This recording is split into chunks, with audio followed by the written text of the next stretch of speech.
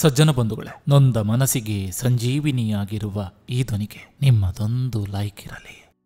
ಬದುಕು ಎಂಬುದು ಹರಿಯುವ ನೀರಿನ ಕೊನೆಯಿಲ್ಲದ ಹಾಗೆ. ಇಲ್ಲಿ ಯಾವುದು ಶಾಶ್ವತವಲ್ಲ, ಉಳಿಯುವುದು ಒಂದೇ, ಹೃದಯವಂತಿಕೆ. ಸುಳ್ಳನ್ನು ನಾವು ರಕ್ಷಿಸಬೇಕು, ಆದರೆ ಸತ್ಯ ಹಾಗಲ್ಲ, ಅದುವೇ ನಮ್ಮನ್ನ ರಕ್ಷಿಸ್ತದೆ. ಬದುಕಿನಲ್ಲಿ ಎಲ್ಲ ಬಲ್ಲೆನೆಂದು ಬೀಗಬಾರದು, ಯಾಕಂದ್ರೆ ಜೀವನದ ಪಾಠಶಾಲೆಯಲ್ಲಿ ಎಲ್ಲ ಬಲ್ಲವರು ಯಾರೂ ಇಲ್ಲ. ನೀನು ಚಿಗುರುವೆ ಎಂದು ತಿಳಿದಾಗ ಜನ ನಿನ್ನನ್ನು ಚಿವುಟಲು ಪ್ರಾರಂಭಿಸ್ತಾರೆ. ಅವರನ್ನು ಎದುರಿಸಿ ನೀನು ಮರವಾಗಿದ್ರೆ ಅವರೇ ನಿನ್ನ ನೆರಳನ್ನ ಬಯಸಿ ಬರ್ತಾರೆ. ಸಹನೆ ಇಲ್ಲದ ಹೆಂಡತಿ, ಸಂಪಾದನೆ ಇಲ್ಲದ ಗಂಡ, ಮಾತು ಕೇಳದ ಮಕ್ಕಳು, ಇವು ಸುಖ ಸಂಸಾರದ ಶತ್ರುಗಳು. ಎಲ್ಲವೂ ಇದ್ದು ಶಕ್ತಿಶಾಲಿ ಎನಿಸಿಕೊಳ್ಳುವುದು ದೊಡ್ಡದಲ್ಲ, ಎಲ್ಲ ಕಳೆದುಕೊಂಡಾಗಲೂ ತೋರುವ ಧೈರ್ಯವೇ ನಿಜವಾದ ಶಕ್ತಿ. ಪ್ರಪಂಚ ನೀ ಹೇಗೆ ಇದ್ದರೂ ದೂಷಿಸ್ತದೆ. ಶ್ರೀರಾಮನಂತಿದ್ದರು, ಸತ್ಯ ಹರಿಶ್ಚಂದ್ರನಂತಾದ್ರು. ಆದ್ದರಿಂದ ಲೋಕ ಮೆಚ್ಚುವ ಹುಚ್ಚು ಬೇಡ, ಸದಾಕಾಲ ನೀನು ನೀನಾಗಿರು. ಆಸೆ ಗುರಿ ಮುಟ್ಟುವಂತಿರ್ಬೇಕು, ಗುರಿ ಜೀವನವನ್ನ ಕಲಿಸುವಂತಿರ್ಬೇಕು, ಜೀವನ ಸಂಬಂಧಗಳನ್ನ ಸತ್ಕರಿಸುವಂತಿರ್ಬೇಕು, ಸಂಬಂಧ ಸದಾ ನೆನಪು ಮಾಡಿಕೊಳ್ಳುವಂತಿರ್ಬೇಕು. ಸಮಯ ಸರಿದ ಹಾಗೆ ಯಾರ್ಯಾರು ಹೇಗೆ ಎಂಬ ಸತ್ಯವನ್ನು